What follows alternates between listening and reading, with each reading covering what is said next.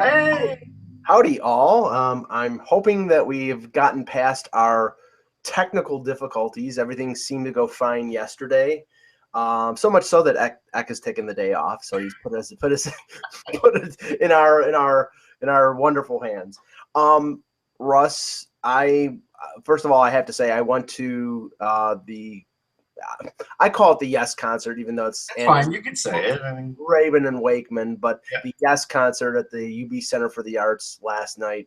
Saw the same show that you saw and was pretty blown away, just simply because, I keep saying it, John Anderson is in his 70s, and there are some limitations to his voice, but he can hit the notes. He sounds so good. And I think I was taken more back from the fact that the people in the crowd, it was like an AARP convention. Yeah, but they loved it, and that's the key. Does John Anderson sound better than Bruce Springsteen? That's my question to you. He sounds better than Bruce Springsteen now than Bruce Springsteen did in 1974. So but I guess the point is, so he's kept his voice more closely to what his voice is than Springsteen has. And that's tough to say because Springsteen's voice has always been gravel. It's like it's never been right, but it's a lot more gravelly now. But it's fine. Yeah. I mean, I know Eck wouldn't agree with it. That's why he's not on the show right now. All right, but see, the thing is, in a way, Springsteen can get away with that because it was bad to begin with. So it's bad now. The standard wasn't as high. Right. It's just like seeing Bob Dylan now. I mean, Bob Dylan's like in 1969, he was whatever. Okay. Okay, that I buried the lead here because the lead. Well, I do want to also tell people Yes is fourth in voting right now for the Rock and Roll Hall of Fame, and honestly, we have no idea what that means. Okay, go ahead. Yeah, I was going to say, does that mean is the vote part of do they get a vote like part of the NHL All-Stars? We have no idea. Nobody's ever talked about the voting. See, Kai is upset about it. Nobody knows. Kai is voting for yes. We know that. Jordan's voting for yes. Okay, buried the lead. The lead was the Chicago Cubs breaking their 108-year drought and finally winning the World Series. I mean, kind of getting the World Series this year and then finally winning the World Series. And I don't know about, I hate hyperbole when I hear somebody say, that was the best baseball game I've ever seen, ever. I mean, it was pretty good. It was up there. It was a really good game because it had a lot of ups and downs. It had some swings to it. I laughed that the weather came into play since we had the weather report on yesterday. But here's the thing. The weather report was not right. That drenching rain never came, and that's what they were expecting. And when they put on the tarp, that was a big mistake. They really did not need to put on the tarp. They should have just kept the game going. I don't think it benefited either team. So it didn't really, other than the fact that, Hayward said, hey, he regrouped and they had a little meeting, but I don't think that matters. Yeah, let's regroup. Let's have a team meeting called by a guy who's hitting 120. But no, the funny thing was that Fox showed the weather, showed the radar. Yeah. You had this monster cell moving east from Toledo. And I'm like, it was 15 minutes. Like, where's the monster cell? Unless all of a sudden it took a right turn at Albuquerque. And it's like, it was, the whole thing was kind of weird, but it just added to the drama. And then the fact, the Indians tied it. It went to extra innings. They got within a run again. They had men on base. It had all those elements that you'd want. They reached almost 40 million viewers. I feel good about that for baseball's sake. I wrote about it the other day. I was thinking, they'll beat the NBA Finals and just get a little over 30 like they did, but beat that number. They're going to beat that number by a decent amount. And if you think about it, I'm not an expert at these things, but I just knew a lot of people were talking about it and watching it. Now, a couple things I have to point out just because I need, even though, the Cubs won, and I'm sure you're a Krampus and you feel the need. Yes. Right now, nobody in Chicago cares about this because they're celebrating, except for the White Sox fans and President Obama. The fact that Joe Madden, great manager Joe Madden, almost lost this game for the Cubs with his mismanagement. I mean, not just Game 7, but Game 6. And we mentioned this before, bringing in Aroldis Chapman in the 7th inning of a 7-2 ball game and pitching him an inning, and I think it was an inning and a third, and then bringing him back in the 9th inning of a game they were up by, I think it was 9-2 or 9-3 in the ninth inning. What in the hell are you doing? And then he, in game 7, he yanks Hendricks after 63 pitches. This is a guy, he's not like an innings-eating starter. This guy led the National League in ERA, 2.1. And he was mowing them down like they were. One guy gets on in the 5th inning with 2 outs, and he pulls them. And Lester pitched well. But then the domino effect was you had to bring in Chapman. Right. And Chapman clearly had nothing left. He comes in and he's throwing 100-mile-an-hour fastballs. Like, if you can do it, great. But the thing was, there was no movement on him. Yeah. And he was slowing down. And we had been talking about it. I talked about it all day. I just didn't think it was going to be a healthy thing. It wasn't. All those things aside, they overcame it. Oh yeah. And then and I'm watching this inning where Cleveland ties it up 6-6, and I'm saying, I've watched Chapman pitch the entire year because he was with the Yankees up until the trade. The guy's got a really good curveball and a really good slider. Instead of throwing fastball after fastball after fastball and allowing the other team to get timing, how about throwing a curveball? How about throwing a slider? Yeah. And then when he did it in the 9th inning, after he'd blown the lead, they went out 1-2-3. I mean, they were not ready for him to throw sliders. So. And I bet you some writers had written the story when David Ross hit the homer. Like, they probably already started writing the story. Hey, look, he made those errors. He hit a home run. He won the World Series for the Cubs, and then the Indians tied it. It was just a good game to watch. When I brought up the ratings the other day, someone was like, I don't know if it was the best World Series ever. And I'm like, I'm not even talking about that. All I'm talking about from a ratings perspective, it's the best in like the last 15 years. But the basic point is it's up there. I mean, there's always going to be throwaway games. But as far as drama for this series, it was up there. And you know what? Cubs fans were out there in masses, man. I give them credit. We're happy for them. We move on to hockey, right? Well, yes. And I just wanted to ask this because, Game 7, Stanley Cup Final, in my memory, Russ, the only one that comes close to that in recent history is Game 7, Canucks and Rangers. I mean, maybe game 7 Canucks and Bruins, but that was pretty much a dud after the Bruins got up a few goals. I think. No, you know what? I just wrote about this the other day, or read about it, I should say. There's a book that's going to come out later this year on Ruslan Saleh, and so I had a chance to preview it. And he played in the 2003 Stanley Cup, which was in Game 7, and Mike Rupp won it. I'm going to go with that one. Okay. That was my first Stanley Cup, and I've covered other Game 7 since, but that one was pretty tense. And the fact that Mike Rupp won it was really weird. If you remember, that was a really close series. I know it went 7, so obviously it was close, but I mean, it was close. Yeah, it was close because Jaguar was incredible. I mean, and Anaheim did not have a ton of score. I mean, if you want to talk about Mike Babcock's best coaching job, it might have been that team in 2003 because the year before, I think they were in last place. They may have been. And they had Korea, they had a couple other pretty decent players, but mostly they had Jaguar. And they got to the Stanley Cup Final on the back of him, and I believe he won the Conn Smythe. I was thinking in my head he won the Conn Smythe, so you just said it. So, and that's what I'm saying. So I'll go to that. And say in recent memory, best one. Yeah, I mean, being impartial, I'm looking at 94 Canucks Rangers. I mean, just the whole 54-year buildup. It was a close game. Nathan Lafayette hitting the crossbar.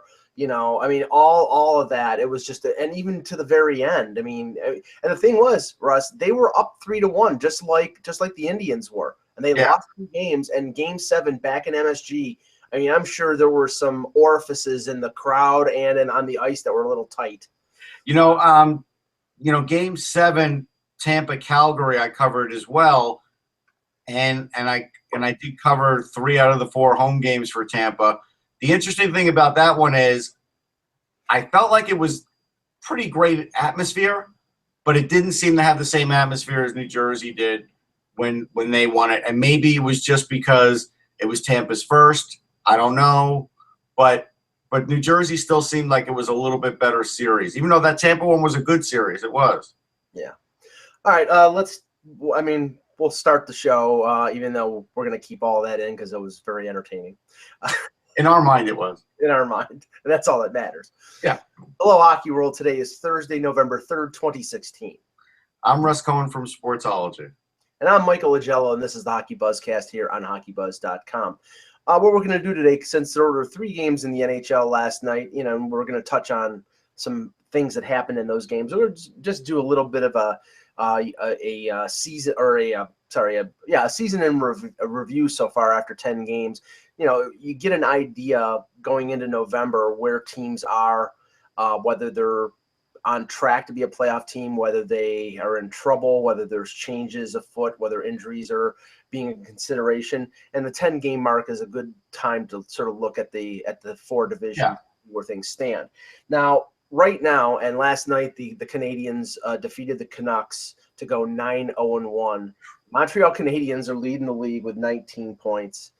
And Russ, this is deja vu all over again. This is what happened last year. People don't remember because they remember that the last 50 to 55 games was an absolute train wreck in Montreal. Yeah. When Carey Price was healthy and when the fourth line and third line guys were scoring, this team was the best team in the league. Now they have different players scoring and more of the guys that you would expect to. And Carey Price has a .964 save percentage, not to be outdone by Jimmy Howard's .973, which I know raises your eyebrow, but it is what it is. Mirage. But the Carey Price one clearly isn't. And at this point, we've all been pretty much saying he's one of the top 3 guys in the sport. But to his team, he's the top guy in his sport. Yeah. Like, it's not even debatable. Yeah, I mean, if he stays healthy, even if he doesn't put up, like, Superman numbers, I think he's got to be a contender for the Hart because we know what that team is without him. Now, maybe with Shea Weber there, maybe with a few other players, maybe the fact that they have Al Montoya, who's an established backup rather than a younger guy like Condon, they can win more than they won last year. But I'm sure Bergevin and I'm sure Therrien don't want to find out. I think they want Price to stay healthy and play 55 to 60 games. Yeah, they do. And if he does and they enter the playoffs and they have Carey Price, they're a contender to win the Stanley Cup. I mean, they haven't won one since 1993, which is hard to believe considering it's the Montreal Canadiens who did rack them up for a while. When I was a kid, used to win every year or every other year for a while. That's why if you ask who the most hated team in Toronto is, it's Montreal. Yeah. Because and I was going to touch on this when we were talking about because I wrote an article today for Hockey Buzz about how the Leafs and the Cubs have there's sort of a parallel thing going on there. Obviously, the Leafs are a few years away from even having the hopes of being what the Cubs are in baseball. Yeah. But the same pattern is being followed. And as somebody who was a longtime Leaf fan, I had sympathy and I was sort of rooting for the Cubs. I didn't have anything against the Indians, but I was sort of rooting for them because I can sympathize with that long record of futility. But the thing is, speaking about that, I don't know if Mike Babcock would have done what Terry Francona did last night. It was reported he ordered like $45 in ice cream and ice cream brownie room service, and then ate it all. It was like an ice cream brownie, then with like extra vanilla ice cream, extra chocolate sauce, and it came out to like $45. and it's funny that he divulged it. It is funny, and he's had some funny stuff going on the whole time that he talked about this whole series. One time he woke up, the remote from the TV was jabbing him in the ribs. He thought someone was breaking his ribs. He's just a goofy guy. But we could all relate to him ordering that room service after your team has lost. I was at Game 5 last year for the Mets and watched my team lose. It wasn't Game 7. It still hurts, though, and I've seen my team lose twice in person now in the World Series. And so, I get it.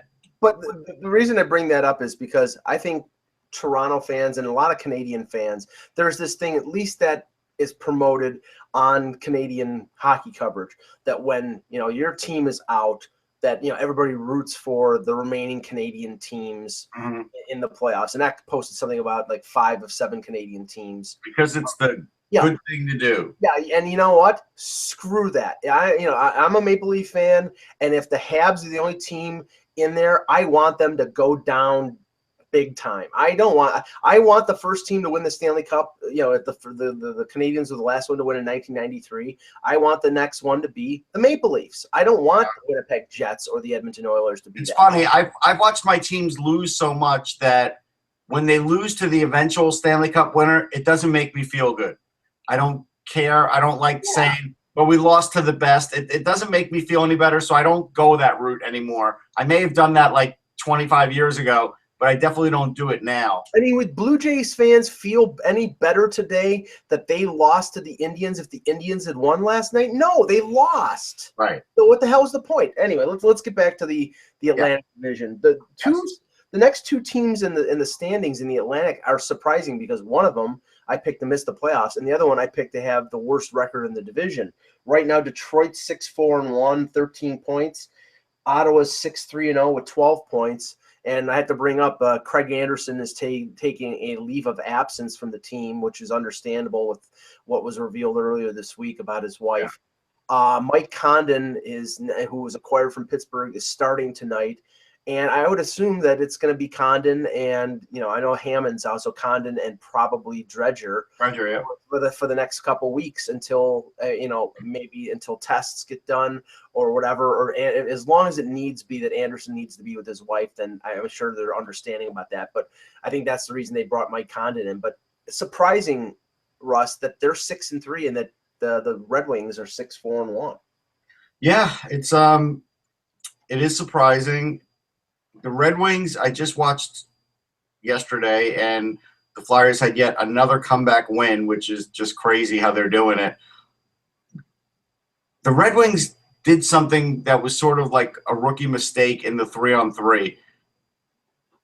Dylan Larkin was skating around everybody, and I can't remember who he passed the puck to, but when he passed him, the guy froze for a minute, and instead of putting it right on net, one of the Flyers eventually poked it away, and the whole press box figured game is over. Like, he's just going to bury it. Went back the other way. Flyers won. Voracek buried it. And so you do kind of wonder, is that going to hamper them a little? But I did see much better Henrik Zetterberg. He looked great last night. And so I think they're for real. Braden Shen, by the way, there's not going to be any problem with his hit last night, which I didn't think there was. So it looks like they're for real, and it looks like they've got just enough to at least be a playoff contender. And then we'll see what happens at the deadline. If they were to pick up, again, you could shake your head no, but if they were to pick up one of the good defensemen that are on the line here, that could change the complexion of the team. Well, I don't think they're for real because I don't think anybody's a 970 goaltender, but I obviously don't think Jimmy Howard is. And I think he'll come down to earth. I mean, their defense is their weak spot, and if they can go out and get a Cam Fowler or somebody like that in a trade, then maybe they can make the playoffs for the 25th straight year. But with this roster is currently constituted, I just can't see it. But it's early. I will go back to something that I said a long time ago. Whatever year the draft was in Carolina, I remember there was a reporter. I won't say who it is, but he was He was covering the St. Louis Blues, and he was talking about how great it was that they had made the playoffs for it. I guess at that time was like the 25th time as well. Knew they couldn't go past the first round, and now they're picking towards the bottom of the first round. Right. Why is that good? And he just sort of shook his head at me.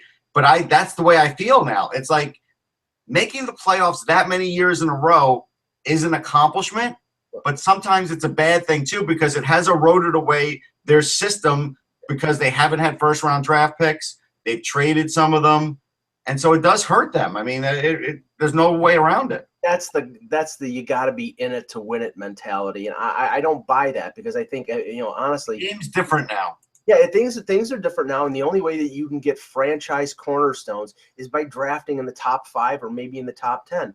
I hate to keep going back to the Cubs, but Chris Bryant was a number 2 overall pick. If you look in the NHL, obviously Jonathan Toews, Patrick Kane, Anze Kopitar, all these guys, top 10 picks. Drew Doughty, and that's why a lot of people who watched the Maple Leafs were saying you got to get those top 5 picks. Now they have Marner, now they have Nylander, who was an 8th pick overall, and they have Matthews.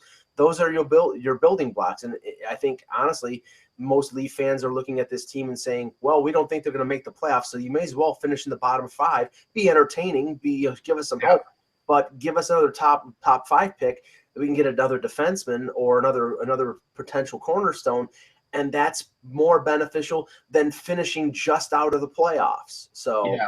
So up until 2012, they hadn't had first-round picks. Then they've been getting them back, Detroit. They haven't been trading them all.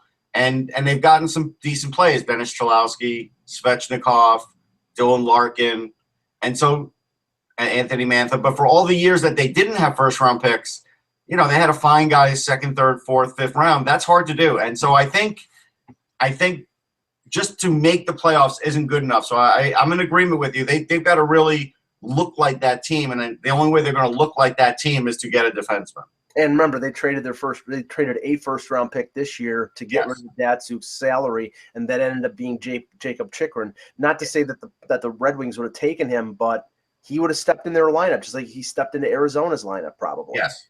So, okay, the biggest disappointment so far after 10 games, I mean, I don't think, the Bruins at 10 points, 5-4, okay, that's not a great start, but not terrible. Buffalo, I think, has overachieved at 4-3-2, especially with the injuries to Kane and Eichel, and now Zach Bogosian is out for weeks, according to Dan Bylsma. So that just injures a defense that I think was wanting even more. And this, Bogosian has been, if it's not Bogosian, it's Kane. That trade in terms of the availability of the players is so far in favor of Winnipeg, because Bogosian and Kane have both had major gaps in terms of. Yeah, I've never liked it, and I've spoken to people who cover the team, and some are in favor, some liked Bogosian going there, some didn't. I didn't like it because I just felt like Bogosian was a guy, even though he was a fairly young guy, with a lot of mileage on him, and it does seem to be that the mileage is piling up on him every year, and so it is a tough trade. Now they're 4-3-2, which is way better than we thought. They could be at this point, so we have to give him credit for that. I did hear a failed thing today, though. If Dan Bylsma thinks that the game plan should be go down and shut down Austin Matthews, he's probably going to lose that game against the Leafs. I don't think that's the right game plan. Well, I disagree because of, first of all, the history of Toronto and Buffalo. They're 1-17-1 in their last 19 games. They're like 40 games under 500. There's something that happens to the Leafs when they go to Buffalo. Probably. Well, look, I mean, Detroit hasn't beaten the Flyers in Philly since 1997, but that time that they beat them, they won a Stanley Cup. So, I mean, these things happen. They're secular. But the thing is, I do, in a sense, agree with Bylsma. If you shut down, if you let Nazem Kadri run rampant, then Toronto's going to win. But honestly, the guy I think you have to focus on, and in the next 10 years, the guy you're going to have to focus on is Matthews. So, but I don't think you go to shut down one guy, especially a rookie. No. I don't think that's the right game plan, because I also don't think they have the right personnel. If you're going to waste Ristolainen like that is what you're going to basically tell him to do, there's other guys on that team that are going to get open. I think you just need to play a different style, and I don't think that's the way to go. That's just my 2 cents. Well, Toronto's the much faster team, I believe. Yeah. I think Buffalo's the bigger team. Yes. Buffalo's size up front is going to really take advantage of Toronto's defense. So yes. The track meet that you were expecting to see in Toronto-Edmonton, you might see in Toronto-Buffalo tonight. But the biggest disappointment so far in the Atlantic Division has been the Florida Panthers. 4-5-1. Now, 9 points. Again, we're talking 1/8 of the season, but everybody picked them to be one of the top 3 in that division. Except me. I think I had them. Well, I may have had them 3rd, but I think I was on the fence. But I had said I didn't pick them to go as far as other people did this year because of all the changes on defense. Yeah. And so far, that is affecting them. Yeah, and this is with the unexpected scoring of Jonathan Marchessault. Yeah. Listen, I remember him. He was with the Rangers. He was a good, fast player. Tampa then had him for a while, right? He's been in different places. He can be an effective player if you let him just play. He's not going to play defense, and he can be like Brandon Peary. So I'm happy for him because I always felt like he had NHL ability, and so that's good for him. But if he's one of your best players, you're in trouble. Okay, switching over to the Metro here. Right now the top. Actually, yep. We should say something about the Bruins because when they made the trade, when they signed Matt Pileski, I wasn't fully in favor of that because I was like, I don't think he's worth the money. I don't think the production's going to be the same outside of Anaheim. And last year, you go back and look, and he had 37 points in 80 games, 15 goals. So he had a drop-off. No question about it, because he was 22 goals the year before, and that's the best he's ever done. Before that, you have to go back to 2010 where he scored 11. Right. Now, I saw Ty said he had, a run-in with a post this year, and maybe he's playing injured.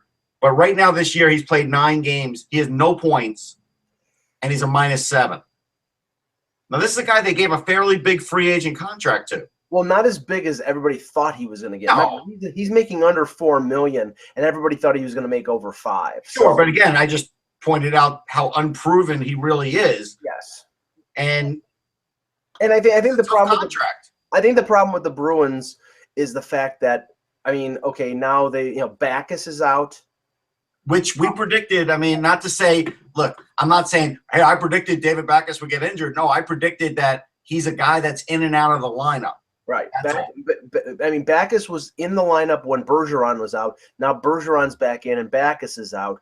Right. It's going to be I'm waiting for I'm setting my watch for the next David Krejci injury. So but the thing is, you don't have to. He's not really doing anything. Well, but you know what I'm saying. He always gets injured. But the thing is, and right now they're doing this without Rask and without Khudobin. So in effect, I think maybe 5-4 is overachieving for a team that's gone through a lot of injuries. But if they don't get these guys back, then they've got some problems, though. There's no question. Yeah, Krejci's only got 3 points. I mean, that's crazy. Yeah. Moving to the Metro.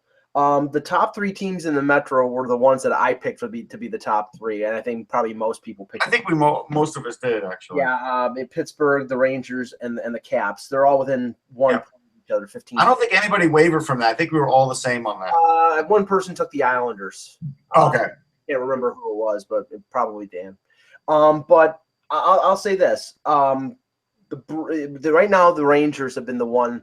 I thought they were going to make the playoffs. I thought that the addition of VC was going to be positive.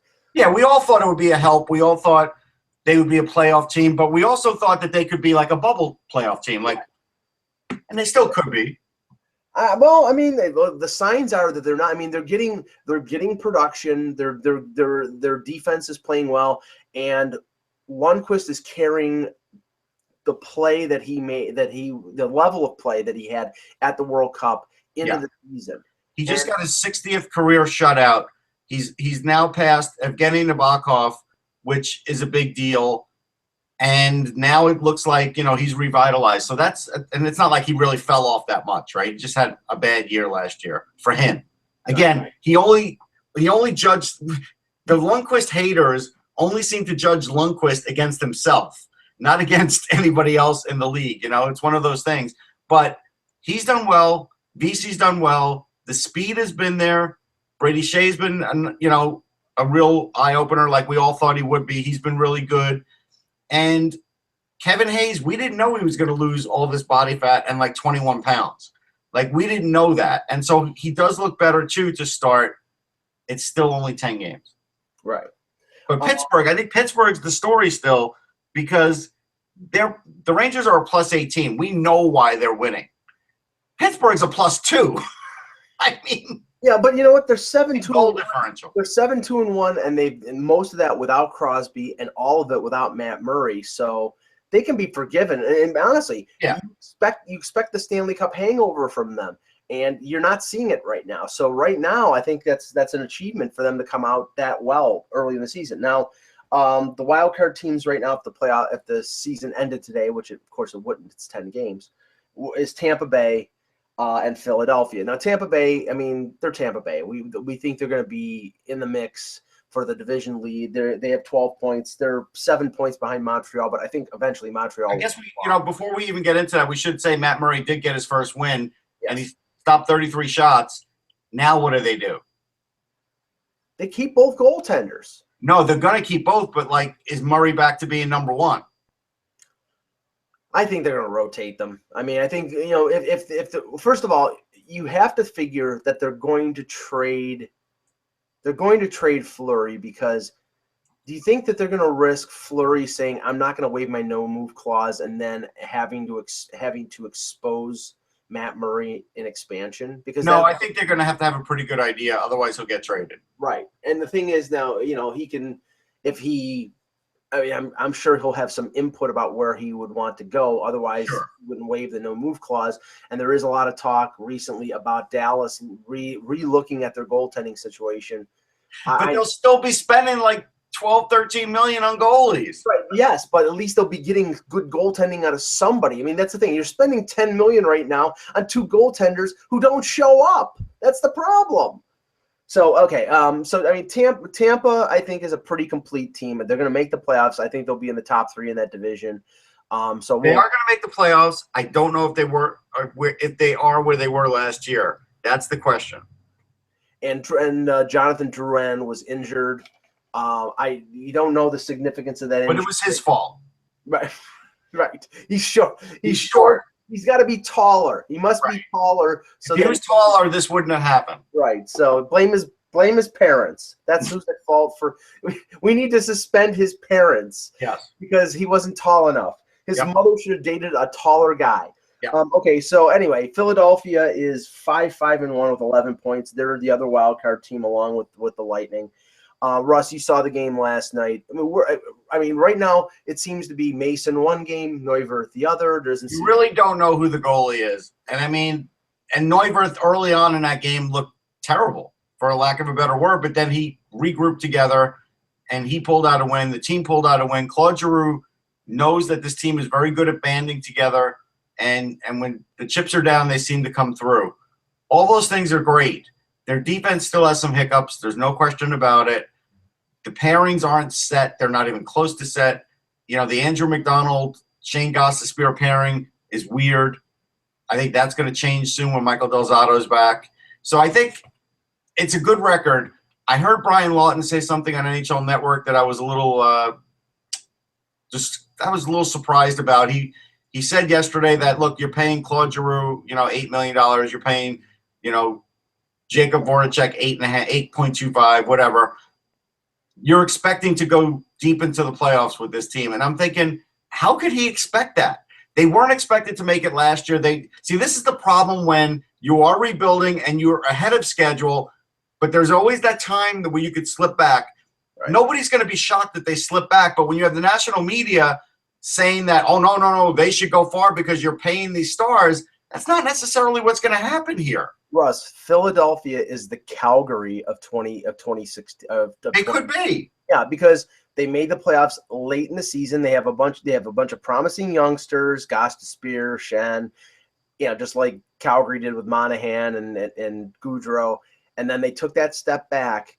And it wouldn't be the worst thing in the world if they took that step back. Look what happened with Calgary. Look what they got. They got Matthew Tkachuk in the draft. Another piece, and I think that's beneficial for them. It might not be a bad thing for Philadelphia. And first of all, right now with so many teams needing goaltending, I'm surprised that Hextall hasn't said, "Okay, I'll trade Neuwirth. I'll trade Mason. I know. Okay. Now. The Devils only played 8 games. They're 4-2-2. They're playing fairly well right now, so you can't really evaluate. If they win one of those 2 games, they're in the wild card spot in Philadelphia's out. So I think they're doing what we thought they would do. They'd be hanging right around the playoff mark, and it depends if they can make that trade to put them over the top 2. Columbus has overachieved at 4-3-1. They're getting offense from their defense. Werenski's scoring very well. Bobrovsky. We all were high on Werenski, so we're not shocked at that. Bobrovsky, we're not shocked that he's doing well. It's early, though. And we expected Carolina to struggle. The big surprise in this division is the New York Islanders. I think. Yeah, they've hit the skids quicker than I thought they would still be a playoff contender. I thought somehow Andrew Ladd would fit in, even though I didn't like the fact that they were replacing Ladd and Okposo. I didn't like them losing Franz Nielsen like we talked about yesterday because I just felt like he was a guy that always brought intangibles, always was a threat on the penalty kill to score. None of those things exist in the Islanders now. And look, Shane Prince has kicked in a little, but you know what? Their offense just isn't the same. And and Ryan Pulock being hurt now hurts them. They got problems. Their power play is not great, and their team's not the same right now. The problem is everything runs through Tavares, and if Tavares has an off night, they lose. Yeah. So, okay, switching over to the Central here. Leading the division, I don't think anybody had Minnesota leading the Central Division. They're tied right now with Chicago at 6-3-1. I don't think anybody thought Devin Dubnyk would have 3 shutouts in a row either. No, and I mean, there was the hope, and that was the whole reason why they moved on from to Bruce Boudreau, that Boudreau would have that effect that he normally has when he comes to a new team of using them with emotion and positivity and whatever, and they seem to play well for him. I mean, that's happening right now. I mean, they're getting great goaltending, as you said, out of Dubnyk. Boudreau has basically told their defense that he wants them to activate, to jump into the offensive attack. So you're getting more offense out of Dumba and Brodin. So I mean, I right now it's working for them, but again, I don't know how long this lasts. Well, I'll tell you, one of the guys that I liked a couple of years ago in the draft. What year? 2015. Joel Eriksson-Ek. I always talked about him. I said I thought he could make the team this year, and he's got 5 points in 6 games. That's a boost for them. That is a nice little boost because he's a really good 200-foot player, but he is hard to play against, and he does have an offensive game. And so if he keeps that going, that's a big plus for them. Well, I'm not sure how many points, but I think Zucker has been playing much better. And last year, Zucker struggled with injury, and they had a lot of expectation for him after a really good year 2 years ago, and he didn't really come up to. When he's healthy, he'll score goals. We know that. But they're getting offensive. It's not just all coming from Parise and from Suter. Actually, Parise's in and out of the lineup still. And you know what? One thing I give Boudreau a lot of credit for. He's cut back on Suter's ice time. You cannot keep playing this guy 30-plus minutes. Well, you're paying him. What do you mean? Well, no, I mean, yes, you're paying him, but Russ, I know. I'm just giving you the other side. If you want him to be effective in the first or second round of the playoffs, you got to play him like most other mortals. Play him 25. We found the more that we put you on this show, the better you are, and that's why you're not allowed to miss a show. I'm a workout fiend. What can I say? You missed one show. Yeah, Zucker's got 7 points in 10 games, so he's doing well. So he's doing well. Chicago is 6-3-1, as expected. What is a pleasant surprise for them, they're getting offensive contributions not only from the Panarins and the Canes and Jonathan Taves, but they're getting it from Tyler Mott. They're getting it from some of these younger Artem Anisimov. I've been talking about him for 3 or 4 years, and I will continue to trumpet it. I've always supported this guy. I'm happy that he has settled in, and now all of a sudden it seems like people are realizing, hey, Artem Anisimov, he can score goals. He's always been able to score goals. But now he's able to score more goals because he has better line mates. And, Russ, he had a problem staying healthy. A little bit. He did. He did have a problem staying healthy. But now, I mean, hey, if you can't score with Panarin on one wing and Kane on the other, then you don't belong in the NHL. Well, Andrew Ladd wasn't Ladd with them for a little while in the playoffs? No, Ladd played with Taves and Hossa. Okay, yeah, Taves and Hossa. And he couldn't score with them. I mean, that's a pretty good – yeah, and the replacement for Andrew Ladd on that top line is Richard Panik, and Richard Panik has 6 goals. It's crazy. There you go. St. Louis is 5. He played for the Marlies when? He played for the Marlies last year, and they traded him for Jeremy Moran. Nice deal. So every time I bring that up, Leaf fans are like, please don't bring that up. I'm like, sorry. Just so we know, let's be fair here about to Anisimov. He's got 13 points in 10 games, but he's got 7 goals. He's always been a bit of a goal scorer. With the Rangers, he had 12, 18, and 16, so it was always there. With Columbus, he had 11 and then 22. And then 2014-15, he was in and out of the lineup, and he only had 7, and now he's back to 20. So really, if you think about it, I mean, you're talking about a guy who had kicked around. He's 28 years old. The Blackhawks got gold here, man. I mean, this is a guy with a little bit of size who's got 113 goals to his career. He may get 300 goals. I mean, that's crazy. Mm-hmm. And I think the addition of Brian Campbell Yes, that's helped a lot. And we thought it would. We thought he would be helpful. Well, I mean, I don't know if this is Campbell's final year. Maybe, maybe not. But he fits in well there. He's not asking for or making a ton of money. He's playing a prominent role.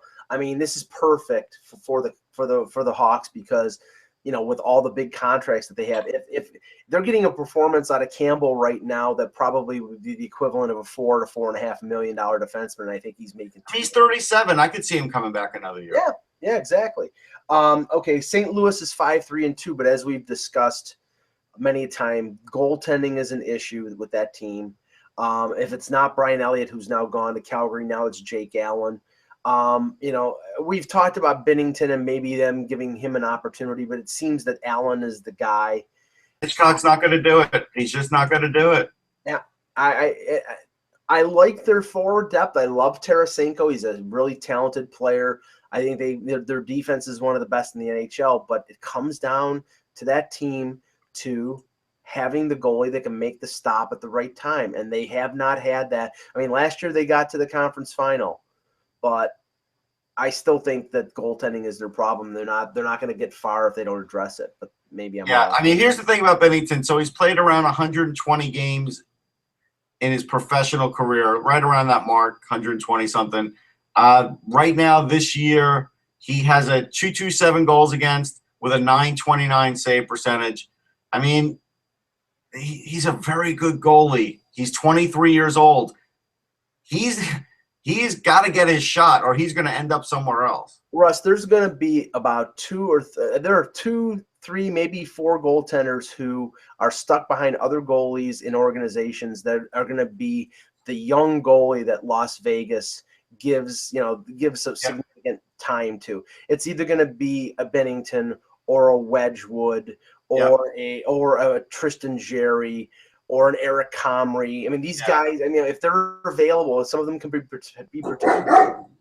Some of them have. I think they'll pick up the big name star veteran, right, and then they'll pick up that young guy the same way like we go back to Vokun and Dunham. I think they'll do the same thing.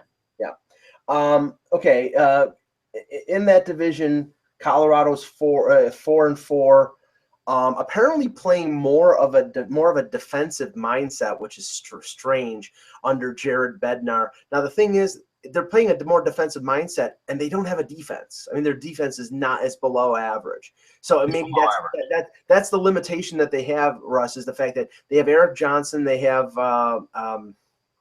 Tyson Barrie, who's got 5 points in 8 games. Right, Tyson Barrie, and they have. By the way, and Tyson Barrie's a -3. Like, I know some people hate plus minus, but again, this is why we hesitated to want to give him all this money, because he's not a point-a-game guy. He's close, but he's not going to be a point-a-game guy, and he's not a great defender. And they have to play a more conservative game to make up for the fact that their defense is so much of a liability. Now, I think right now the surprise of that division in a negative sense is the Dallas Stars, but they're struggling with injury.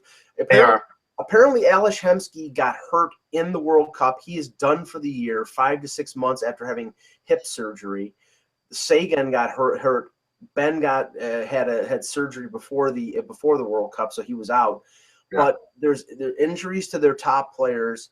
I know Jason Spezza's having a pretty good start, but they need Sagan, they need Ben.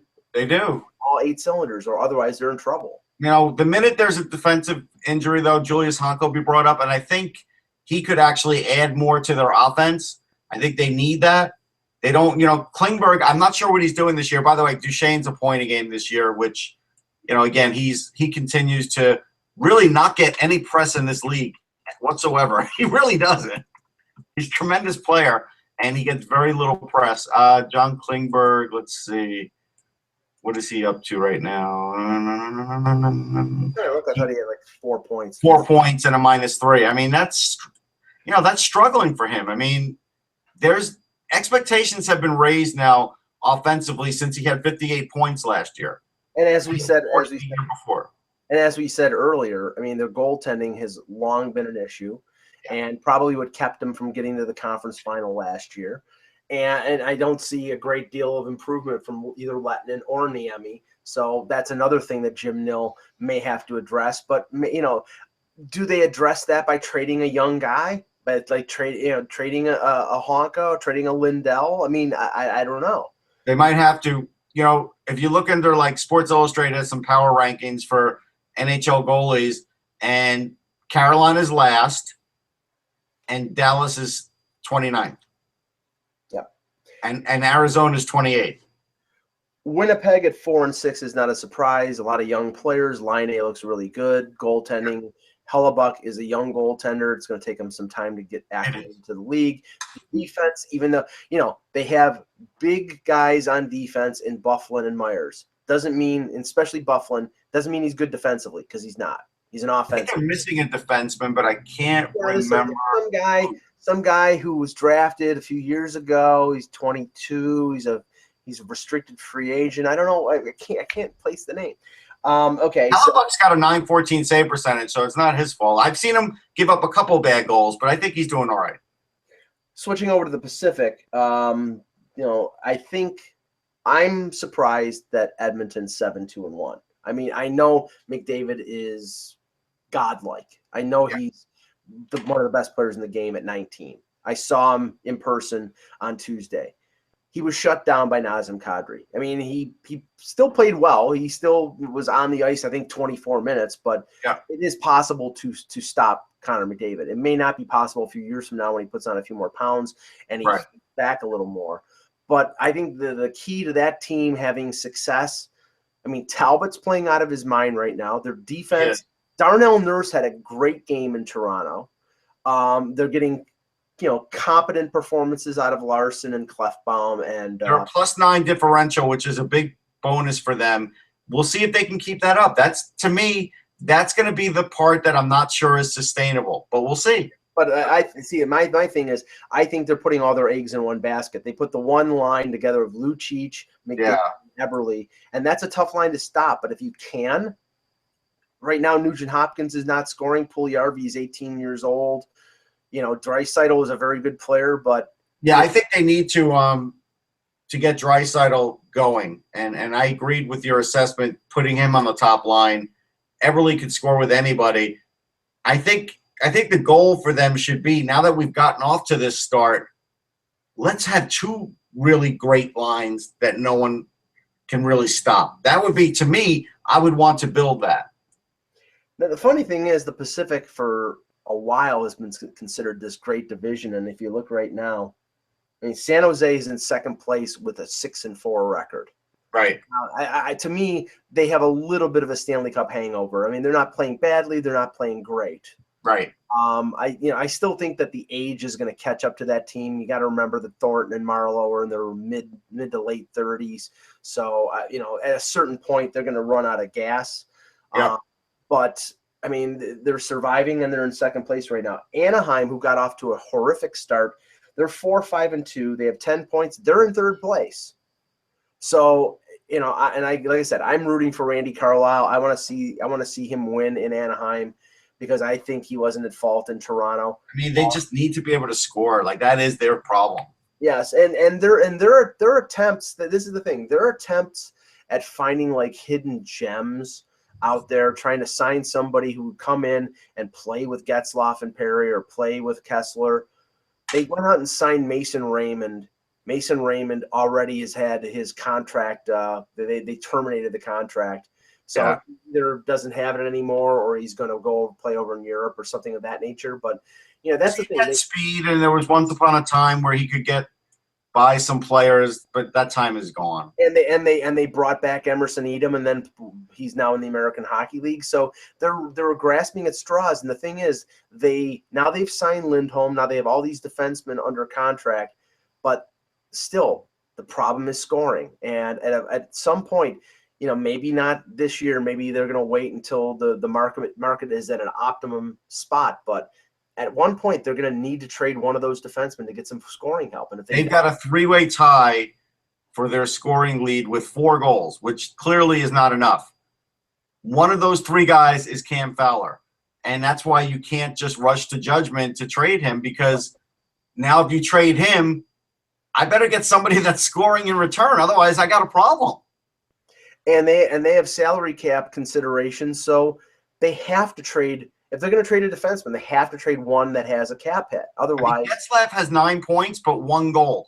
Like, it's clear his goal scoring is slowing down, right? Do you agree with that? Oh yeah, but the funny thing was he started to score in the second half of last year. It seems these paralyzingly slow starts for that team.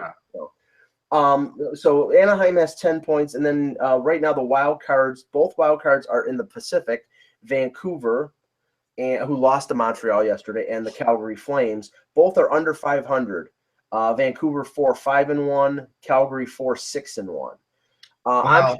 I'm shocked about Vancouver. Not that they picked Vancouver to be the worst team in the league, like some people did, but I'm shocked that Vancouver was doing as well as they were. They seem to fall back a little bit. Yeah, they fell back a little, but I still think they've got a little something in them. But they'll go up and down. I mean, we need to talk about Calgary because right now Johnny Gaudreau has 7 points and he's a -8.